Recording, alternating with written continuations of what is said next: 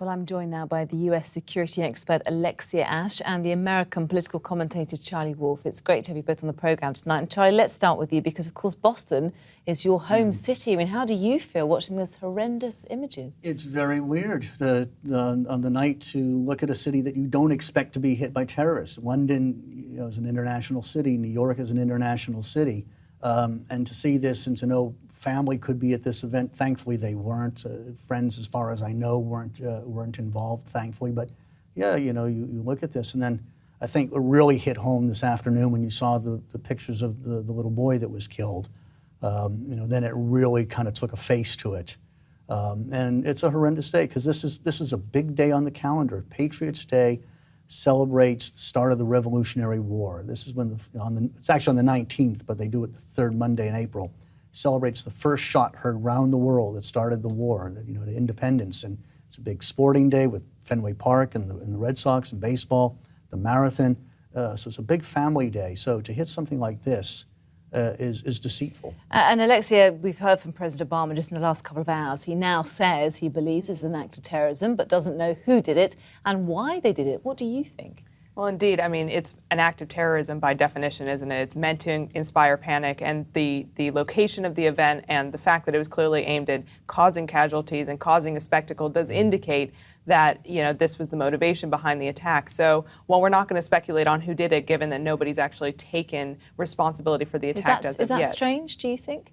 That they haven't taken responsibility? No, I mean, even with any group, sometimes they'll wait to take responsibility to let the panic set in, and sometimes they won't take responsibility depending on who the group is. So you could be looking at a number of different actors who could have perpetrated this attack. One thing that's interesting is they were going for the spectators. This thing was planned to go up, not when the first runners were going through, but this was several hours into it when you had the amateur runners who had their families. So watching the film of it, it was a bit deceiving. It was almost sort of like, I make the analogy to the A-Team, where you see the bomb go off and the people are still running and one guy falls, but everyone sort of flies in the air, but no one gets hurt. But what you're not seeing is behind the barricades, 15 to 20 deep, are children and wives and husbands and brothers and sisters and, the spectators.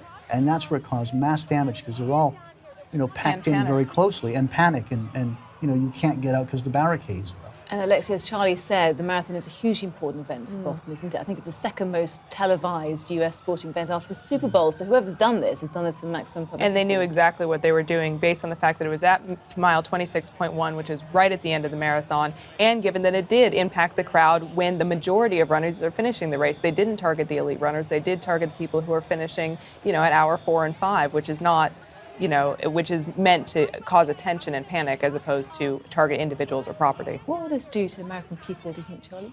I think it just gives us more resolve.